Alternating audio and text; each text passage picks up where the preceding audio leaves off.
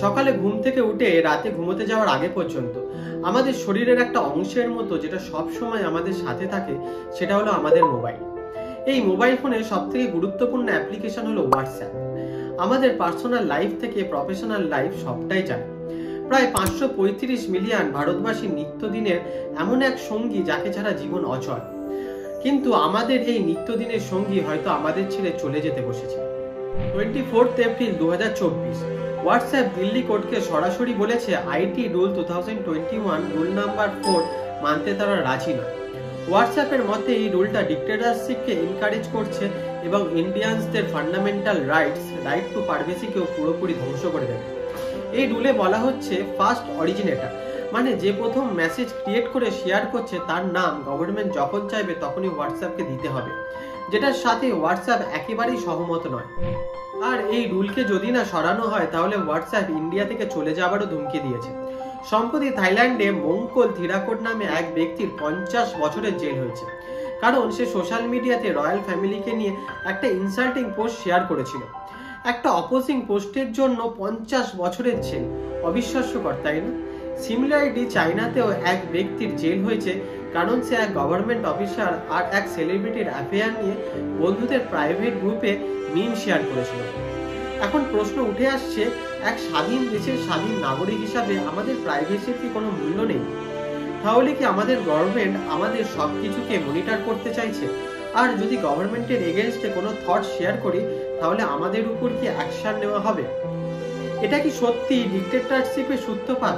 তাহলে সত্যি হোয়াটসঅ্যাপ কি ইন্ডিয়া থেকে চলে যাবে? অ্যাকর্ডিং টু রুল নাম্বার 4, যদি কোনো মেসেজের দ্বারা ভারতের সভরেনিটি, ইন্টিগ্রিটি, ন্যাশনাল সিকিউরিটির উপর কোনো রকম বিপদের সম্ভাবনা সৃষ্টি হয়, আর কোনো রকম ফ্রেন্ডলি দেশের সাথে রিলেশন খারাপের সম্ভাবনা তৈরি হয়, আর যদি কোনো মেসেজের দ্বারা পাবলিক অর্ডার ডিস্টার্ব হওয়ার আশঙ্কা থাকে, আর যদি কোনো মেসেজের কানেকশন কোনো রেপ কেস বা কোনো চাইল্ড সেক্সুয়াল অ্যাবিউজ মেটেরিয়ালের স্প্রেড হওয়ার সাথে থাকে, তবে এই রকম সিচুয়েশনে সরকার যদি ফার্স্ট অরিজিনেটরের নাম চায় তাহলে সোশ্যাল মিডিয়া কোম্পানিজদের সেটা গভর্নমেন্টকে প্রোভাইড করতে বাধ্য হবে।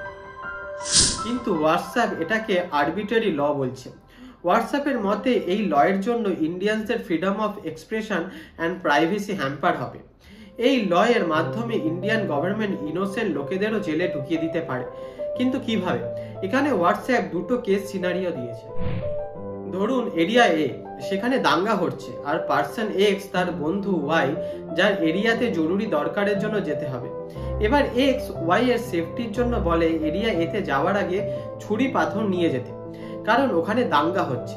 সিমিলারলি ওয়াই তার বন্ধু Z K out of concern same মেসেজটা ডেলিভার করে এবং জেড তার বন্ধুকে, এইভাবে সেফটি কনসার্নটা স্প্রেড হয়ে যায়। এইরকম সিচুয়েশনে পার্সন এক্স কে ইনফরমেশনের ফার্স্ট অরিজিনেটর হিসাবে কনসিডার করা হবে এবং পার্সন এক্স এর জেলও হয়ে যেতে পারে। এর কাছে কোথাও থেকে একটা ইমেজ বা মেসেজ আছে যে এরিয়া এতে 200 জন লোক মিলে অস্ত্র নিয়ে রায়েট করতে চলেছে, আপনিও নিজের অধিকারের জন্য রায়েটসে যোগদান করুন। Again out of concern person এ যার বন্ধুদের সেম মেসেজটা কপি পেস্ট করে, ফোন গ্যালারিতে ডাউনলোড করে অথবা স্ক্রিনশট নিয়ে আগে সেটা সেন্ড করে এবং মেসেজটা স্প্রেড হয়ে যায়। আগের মতনই person A K first originator হিসাবে কনসিডার করা হবে, কারণ সে ফোন থেকে ডাইরেক্ট পাঠিয়েছে। যদি সে ফরওয়ার্ড করতো তাহলে পার্সন এ বেঁচে যেত।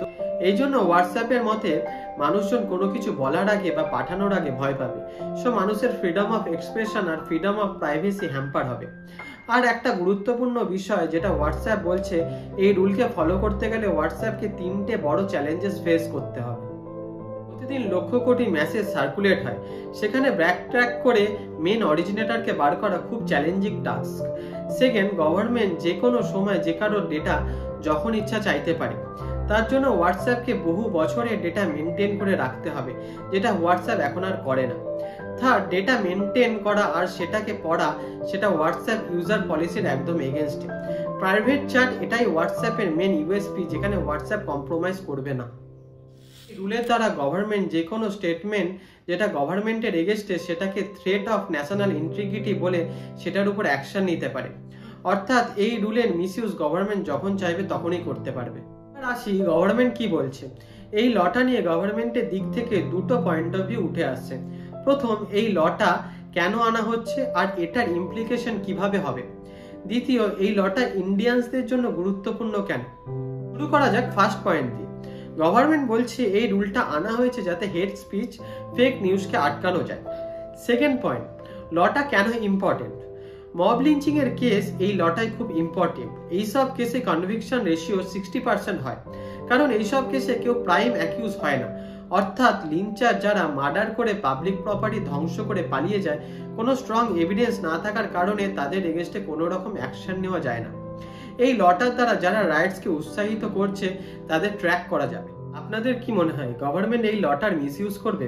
আমাদের রাইটস টু প্রাইভেসি সত্যিই হ্যাম্পার হবে, নাকি গভর্নমেন্ট সত্যি আমাদের কনসার্ন আর সিকিউরিটির জন্য এই লটা ইমপ্লিমেন্ট করতে চাইছে?